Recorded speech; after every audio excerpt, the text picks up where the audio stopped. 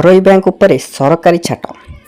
ଏହି ତିନୋଟି ବ୍ୟାଙ୍କ ସହ ବ୍ୟବସାୟିକ ଓ ଜମା କାରବାର କରିବେ ନାହିଁ ରାଜ୍ୟ ସରକାର।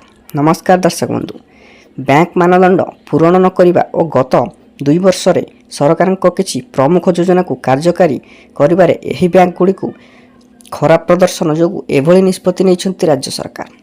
ଦେଶର 3 ପ୍ରମୁଖ ଘରୋଇ bank HDFC bank, Axis bank ଓ ICICI ବ୍ୟାଙ୍କ ସହ ବ୍ୟବସାୟିକ ଓ ଜମା କାରବାର କରିବାକୁ ରାଜ୍ୟ ସରକାର ମନା କରିଦେଇଛନ୍ତି।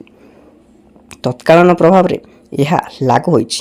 ଅର୍ଥ ବିଭାଗ ପକ୍ଷରୁ ଏନେଇ ନିର୍ଦ୍ଦେଶ ଜାରି ହୋଇଛି। ବ୍ୟାଙ୍କ ମାନଦଣ୍ଡ ପୂରଣ ନ କରିବା ଓ ଗତ 2 ବର୍ଷରେ ସରକାରଙ୍କ କିଛି ପ୍ରମୁଖ ଯୋଜନାକୁ କାର୍ଯ୍ୟକାରୀ କରିରେ ଏହି ବ୍ୟାଙ୍କଗୁଡ଼ିକ ଖରାପ ପ୍ରଦର୍ଶନ ଯୋଗୁଁ ଏଭଳି ନିଷ୍ପତ୍ତି ନେଇଛନ୍ତି ରାଜ୍ୟ ସରକାର।